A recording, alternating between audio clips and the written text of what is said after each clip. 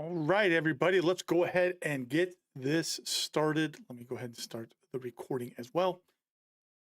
All right, want to go ahead and talk about, want to welcome everyone in. We're going to talk about the 3 turnovers in the Peach Bowl by Oregon, because that's how a game becomes a blowout, just so everybody understands. We're going to talk about what went wrong, things that could have been corrected, things like that. Obviously, this is all being done with what we know happens, but this is a way to teach football, guys. This is what happens in film rooms. Coaches will go over the plays, what went wrong with them. So we're going to talk about them. I've been on both sides of these types of games that have become just blowouts where it's like 35-7, things like that at the half. When I was coaching, just so you guys know, I was a part of the staff. We actually were beating a team so bad, we literally told, we were literally saying, hey, don't rush the punter. We sent 2 guys just to make sure that the punt happened, and one of our guys blocked the punt. All he did was stick his arm up, and he blocked the punt. That's how bad the other team was. And so, just so you guys understand, that's what, when things get out of hand in a game where there's turnovers and things like that, that's why you get the blowout that happened. That's how come you lose by 34 points in the semifinal, is these sorts of things. So we're going to talk about that. Then we're going to talk about Dante Moore returning, talk about a little bit about Indiana as well. Indiana's a really good team, and I think people have not understood just how good of a team they are. They do a lot of things right. They're very sound defensively. They don't make a lot of mistakes. And when you make the mistakes, as we have all seen, they will punish you immensely. We watched them in their run game against Alabama, and now we're going to talk about these 3 turnovers. So starting us off, and you know what I just realized? I forgot to pull up my magic pen to write on the screen, so give me just a second. Going to talk about the first play of the game. It's the interception. And yes, Greg McElroy, he talked about it in the broadcast real quick, kind of giving a brief synopsis. I'm going to talk a little bit more about some other parts within the play. Not the epic pen. That's right. We're bringing out the epic pen. Okay. All right, guys. So first things first. Let's take a look right here. Pre-snap. And this is something that Greg McElroy said. How you doing, SJ Line Coach? Welcome in. We've got Pons. He is in outside leverage. He's outside shade. Look where his feet are compared to Malik Benson.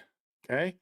So, guys, just so you understand, just to give you an idea when it comes to this sort of thing, if you're playing zone coverage like Indiana is on this play, Pons, his first thought should be, hey, look at the tight alignment of Malik Benson. Because of the where he's aligned, you're thinking outbreaking route. If anything goes across, because usually if these tight routes, these are kind of like for helping get a receiver across the formation quickly, either on an over route or a quick shallow cross.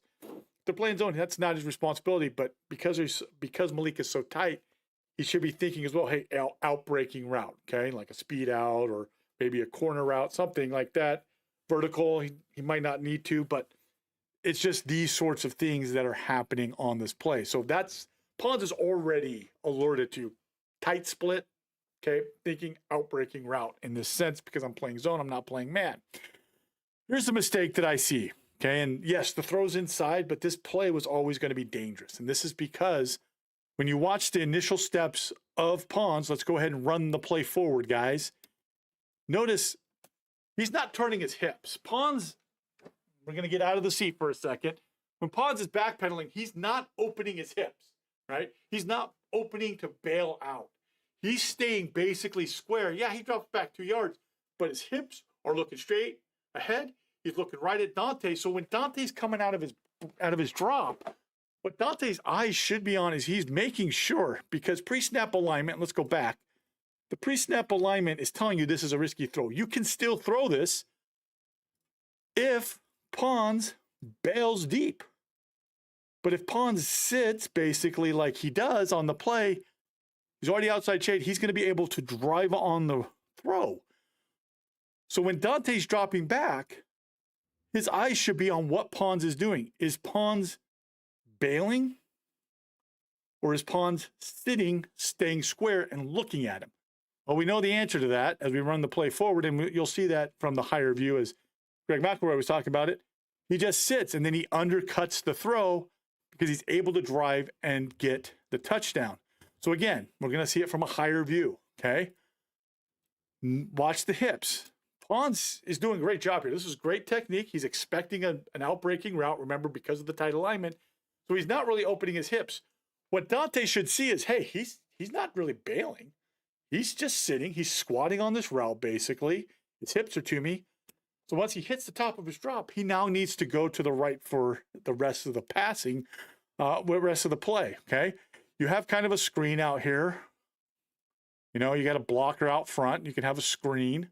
You're really kind of running a Z spot with a screen lead by your tight end, Johnson, out here with the air. You know, you got Sadiq, who's basically running a spot route, and then you've got the corner route by McClellan. And if you know, and this again, this is part of it, and I say this is all, you know, I'm gonna have someone be like, well, you know, Monday morning quarterbacking. Yeah. Guess what, guys? This is what happens. This is what you talk about in film room. Again, just to reiterate, okay? If Dante does the read correctly, like, hey, that guy's sitting, if he flips his hips to the right because he's going to have enough time, he's going to notice that McClellan is wide ass open. You put the ball out front here, this is probably a touchdown on the first play for Oregon and not what happens with Indiana, okay? So, again, part of the process of this is, hey, understanding pre-snap alignment. Let's go back slightly. Pre-snap alignment's telling you, hey, we've got to watch what does this corner do. Corner sits, probably don't want to throw this, okay? So if he sits, don't throw the out route, which is what Dante does, because Pons was always going to be able to break on it. Even if that throws a little bit, is not as behind as it was, there's still a good chance that Pons jumps that route for the interception return for a touchdown. So he should be coming off after he hits the top of his drop, seeing, hey, where's Pons at? Still outside shade, sitting on the route. Okay. Come off, and you probably have a touchdown going the other way. Now, to his credit, on the next drive, Dante Moore does a great job. They go down. Oregon does a great job going around. Special line coach, pre-snap alignment, and I yelled cover 2. That corner sits. Moore should have immediately gone to the corner route up top. Yep. You know, that's what I'm saying, right? Even if you want to check and make sure, hey, he's sitting. If he bails, he can still throw it, but he's not bailing. So that should have told you to immediately go and switch once you hit the top of your drop. But again, you know, part of the learning process for a young quarterback as well, okay? So to Dante's credit, he did go. I know you are. SJ line coach. I'm just reading out what you're saying. It's a good point. SJ line coach, he is a state championship coach, like 5-time state championship coach, guys. So when he agrees with me, I feel good. I feel good about myself, okay? Like, oh, I actually, you know, but this is something that from my time coaching that I learned as well with regards to the passing game. Okay, so Dante Moore, he basically, you know, did a good job next drive. That ball to, you know, for the touchdown to Johnson, great ball, right over the top, really good job. But we're here to talk about the turnover, so let's go ahead and go to the next one. This one really bothers me, okay? And the reason it really bothers me, guys, is for the fact that, and we'll watch it from kind of the Skycast view, I really don't feel like there's I'll put it this way. There's something that feels like it's missing from this entire play sequence. I don't have a problem with Dante wanting to throw the ball immediately. I don't have a problem with him opening to carry out the fake to kind of influence the overhang player that we have right here, okay, for Indiana. I mean, this is telling you basically throw it. If that overhang player comes down, you've got, you know, a block, most immediate threat. Throw it out there one-on-one, make someone miss. You could get good gain on it. I don't hate this at all, that decision. And yes, Dier Hill Jr., he's a young freshman, but guys, he's been playing basically all season. He's no longer like, this isn't like a first game of the season for him. What I don't like is I don't feel like there is a call here that tells Dier Hill to just not run by Dante. So, SJ line coach, him and I have talked. When I coached, what we would have with our team is we would call it pop, where the quarterback would just look at the back or say something to the back, like say this to the back saying, pop, pop, pop. I think SJ line coach said, kill, kill, kill. Okay? What this means is the quarterback is not carrying out, is not really reading, right? So guys, so you understand RPOs are read plays, right? You're reading what the defender does, so you're going to put the ball out and you're reading, and if he steps up, you throw the slant behind or you might throw the screen. But if you decide to just throw the ball immediately as the quarterback, there is no need for the back to carry out the fake. because what's going to happen is the back usually will be out of the way if you're carrying out the run and then you're pulling it and throwing it because the back is past you. But if you're throwing it immediately, the back is not going to be past you like we see here for Oregon. So what happens is Dante carries out the fake and then goes to throw it. Nothing wrong with carrying out the fake because you're trying to influence that overhang player to squeeze down. Problem is, there's nothing apparently that's telling De'Aaron Hill, hey, I am throwing this ball immediately, get out of the way. Even though Dante does it quick, remember the back doesn't know this. If the back's not being told, hey, I'm going to throw this immediately, he's got to do his job. So for me, this just feels like there's nothing there that's like pop, pop, or kill, kill, like, or a signal or something to tell the young freshman, hey. And when I say you get the kill, so let's say that there's a kill or a pop, pop call for the running back. What that would mean is De'Aaron Hill would just run out here. Okay, he would just run out here to be away from the direction of, away from the arm of Dante, who's going to be throwing the ball immediately. Okay. When if he was in the gun, he would just immediately run up to the line. That's what we would have our backs do. Okay. So they got the pop, pop call, kill, kill call, anything like that. It's immediately just get up to the line, get out of the way of the quarterback. Make sure if you're in the pistol, you're not running by the quarterback's arm. You're taking a wide track. Okay. Line's still going to block run, but you're just quarterback just catching and throwing. That's where the difference is, right? I hope people understand what I'm saying, right? When the RPO, if you're reading the defender and you've got the ball and the back's coming across and then you decide to pull and throw it, that's different than if I immediately decide to throw it and the back is still not past me, bumping into my arm, which is what happens on this play. Which is why and we'll see it from the Skycast view, I don't really see anything that's being communicated, it feels like, right?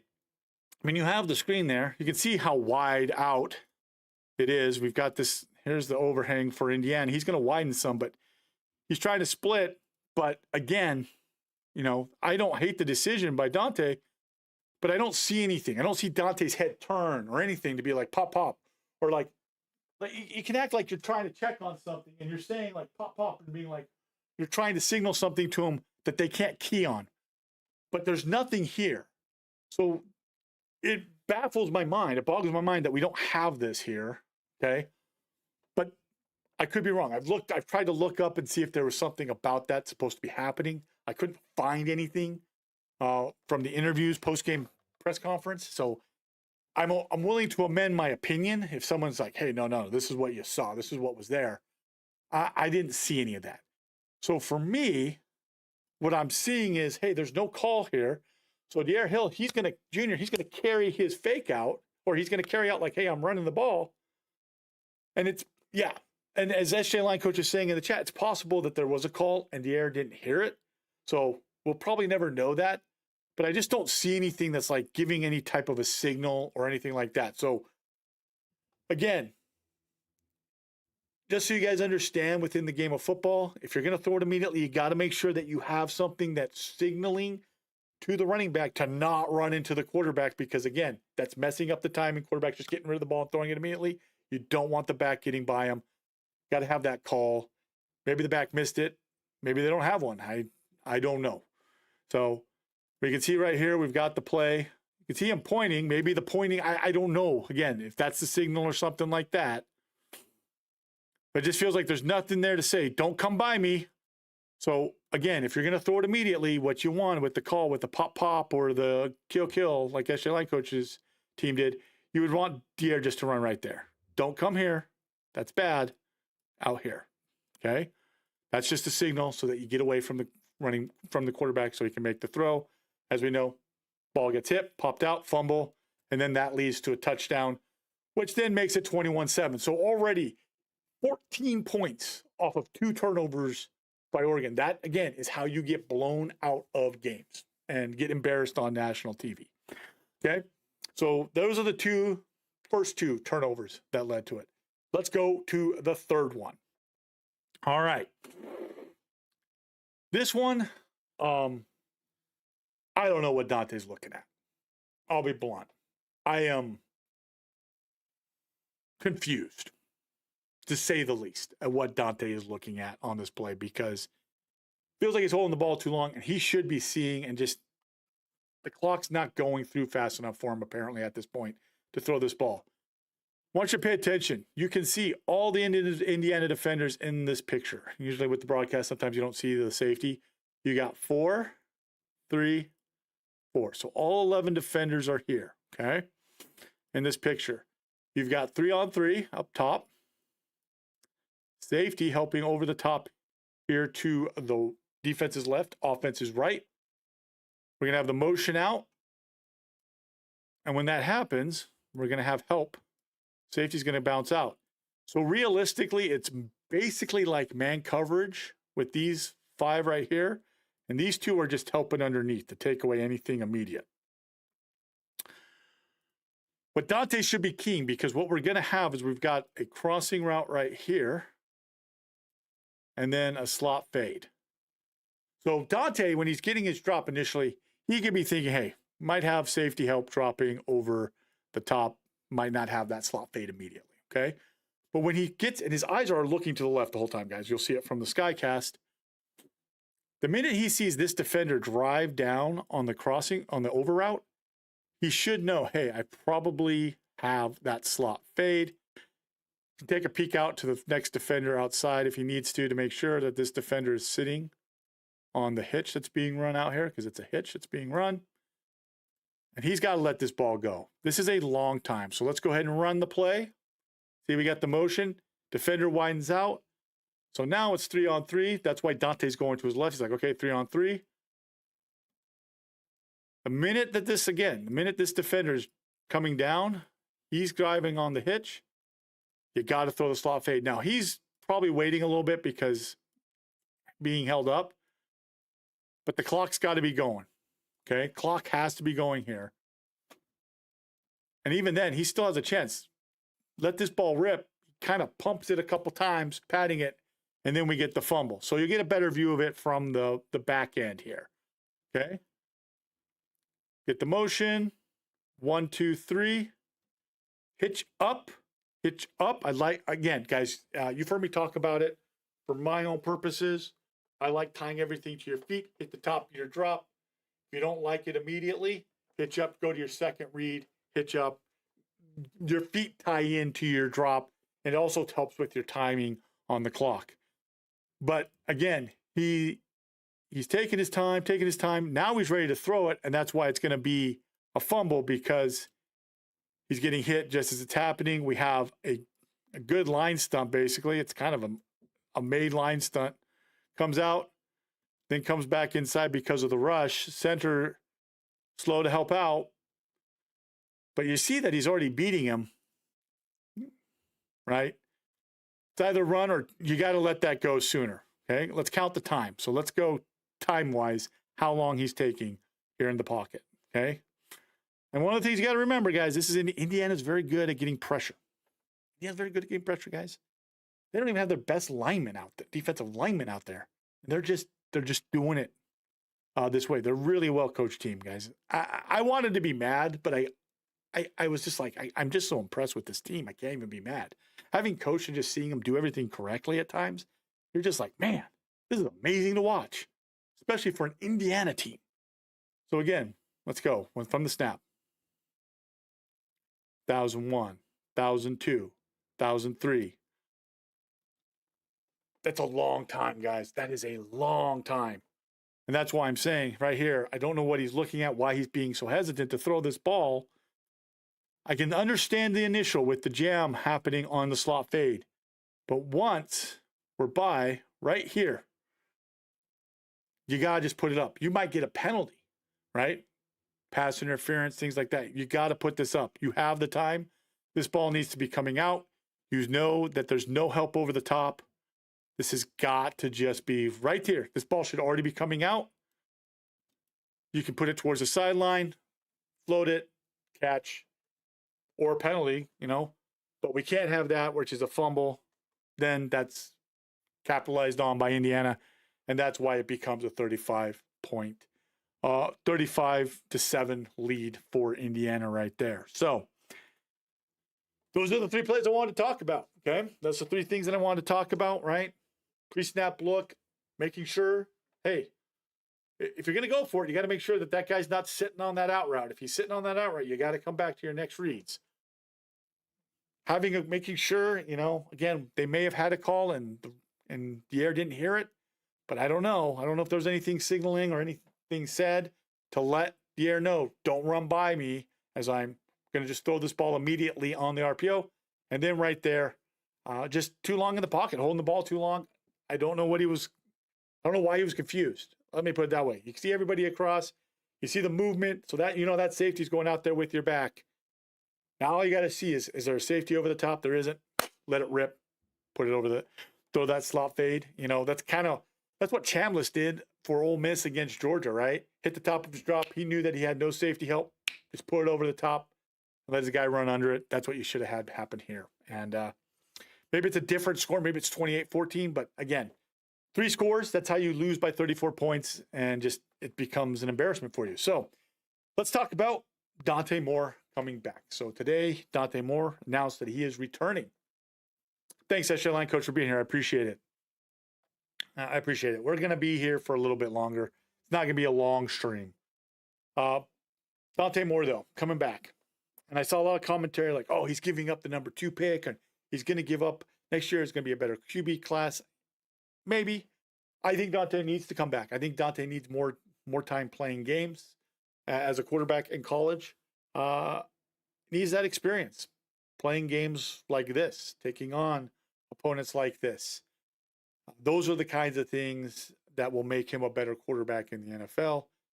Just iron sharpens iron, and I think that's what's going to happen. I know Dylan Raiola has transferred, but maybe he's trying to say, hey, I'm just going to sit behind for a year, get that experience, and then it's my turn at Oregon. Who knows? There's a lot of players that are returning for Oregon, but there's also players that have hit out in the portal. We'll see what happens for this team overall. Guys, in terms of the national championship game, Miami has got its work cut out for them. I'm just going to be blunt. Indiana, when I watch Indiana, they are very good at respecting and preparing, right? Like I said, Pons was already keyed for an outbreaking route. So he pretty much understood what his assignment was on that play. That's why he was able to jump that route, right? He was ready for something like that on the first play of the game.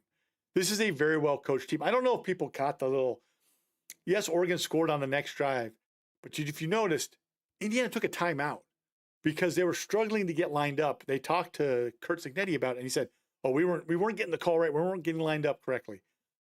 That is a coach who's holding his team to a standard, right? The little details of football matter, and Indiana does it well all the time. We watched the Fernando Mendoza film against Oregon the first time they played in the 2025 season, and you see where the receivers are lining up for their routes that they're running, and the way that they're lining up, it allows them to really help Mendoza with the throws, right?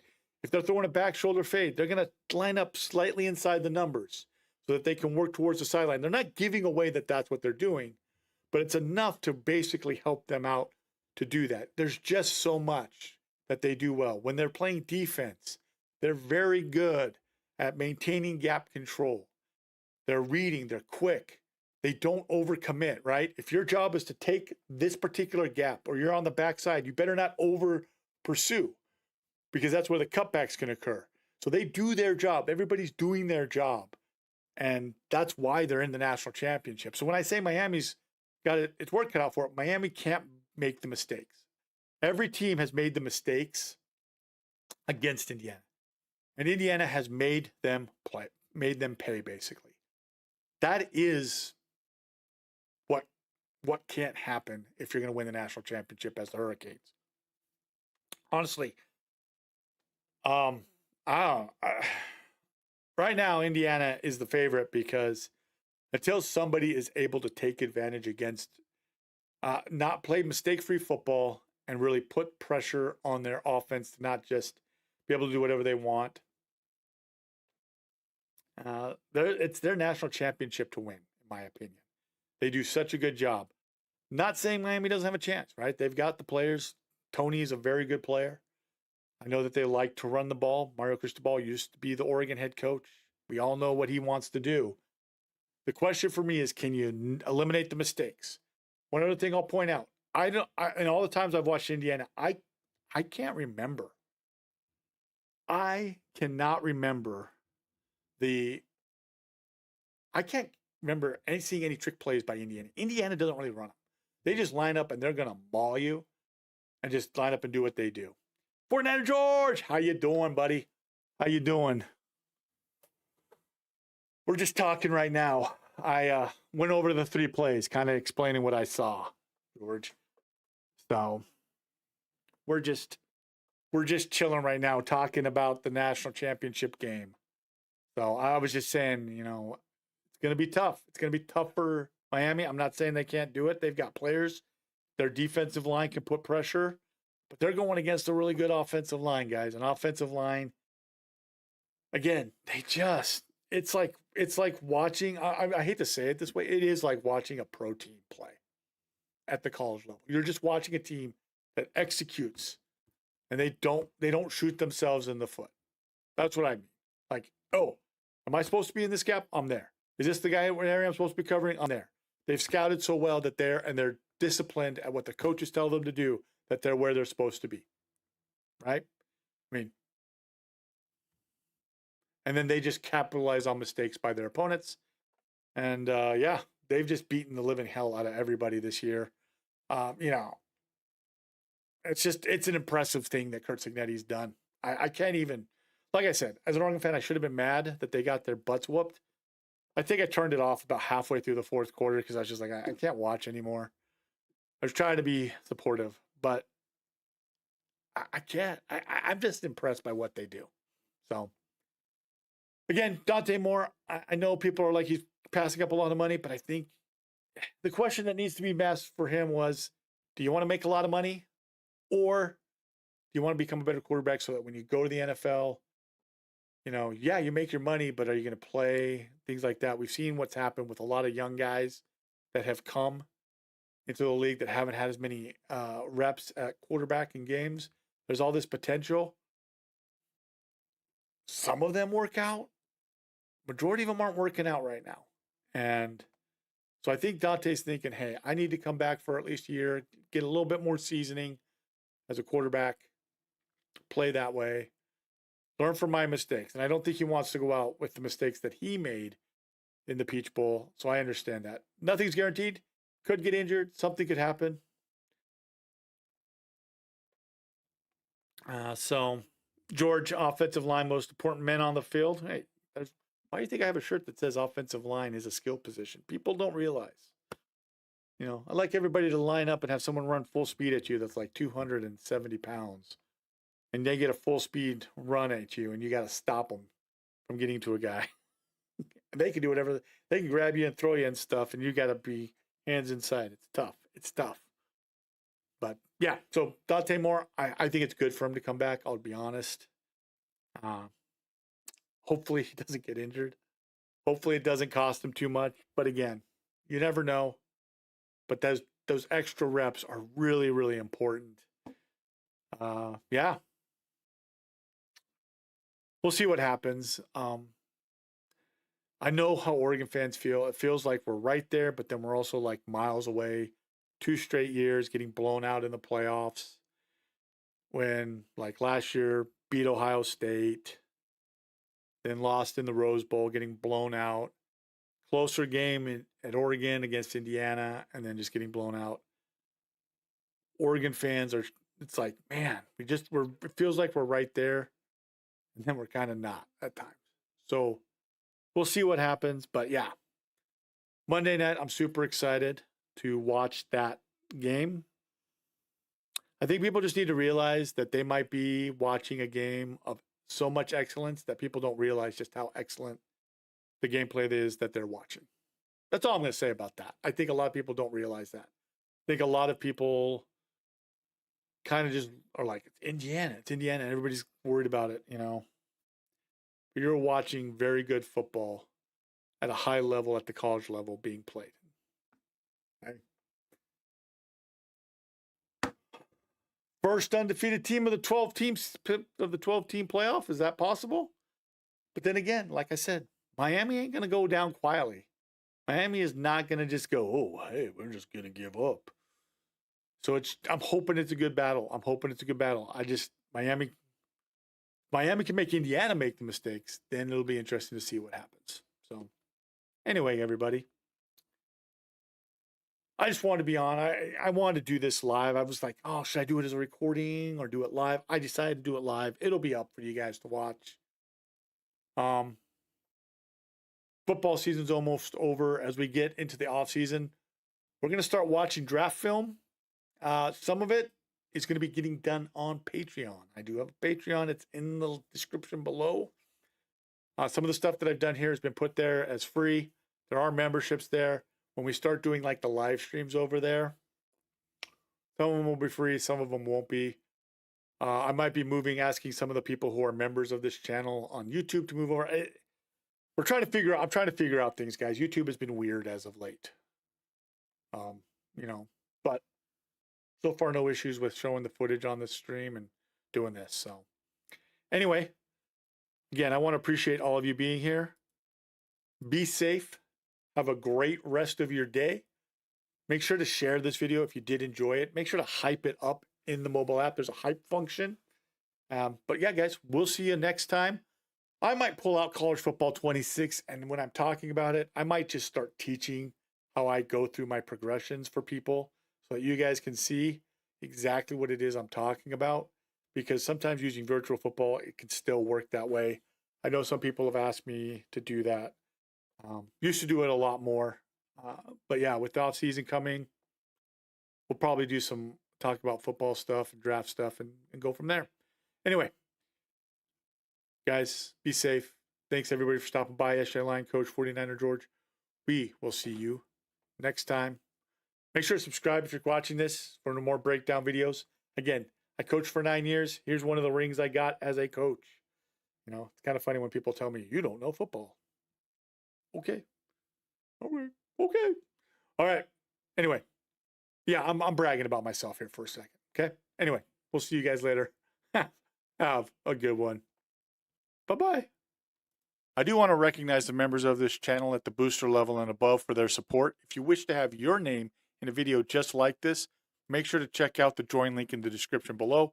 Here on the end screen, you can see that there's another recommended video. Make sure to click that and watch it. Also, make sure to subscribe so that you don't miss out on any future breakdown videos. I hope you have a great rest of the day.